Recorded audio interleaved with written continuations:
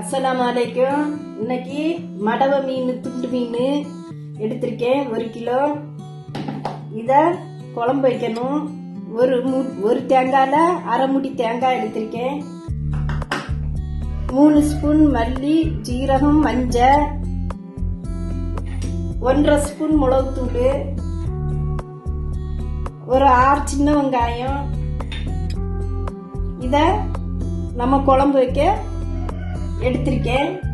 நெத்திலி மீன் வாங்கி 1/2 கிலோ நெத்திலி மீன். இது மஞ்சள், ஜீரகம், லெமன், வத்தல் பொடி 3 போட்டு பொரிக்கைக்கு மசாலா தடைய வச்சிருக்கேன். இன்னும் நம்ம வீடியோக்குள்ள போகலாம். மிக்ஸி ஜார் எடுத்திருக்கேன்.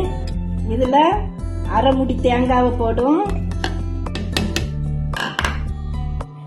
வத்தல் பொடி 1/2 ஸ்பூன், மல்லிப்பொடி 3 ஸ்பூன், சின்ன வெங்காயம் 6 சின்ன வெங்காயம், கொஞ்சம் புளி தண்ணி விட்டு மிக்சியில நம்ம அரைக்கணும். இந்த மசாலாவை இந்த மண் சட்டியில நான் ஊத்துவேன். கருவேப்பிலை கொஞ்சம் போடுதேன். கிந்தி உப்பு, ஒரு தக்காளி பழம். இந்த மீனை இந்த மசாலால போடுதேன். போட்டு எல்லாம் அடுப்புல தூக்கி வைக்கணும்.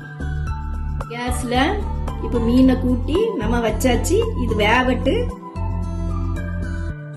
மீன் கொதிச்சுட்டு இந்த மாங்காய் கொஞ்சம் காயும் கொஞ்சம் பழமா இருந்தா மீன் குழம்புக்கு போட்டா ரொம்ப சூப்பரா இருக்கும். இந்த மாங்காவை இதுல ஆட் பண்ணுவேன். பாருங்க, இந்த மீனுக்கு எண்ணெய் ஒண்ணுமே தேவையில்லை.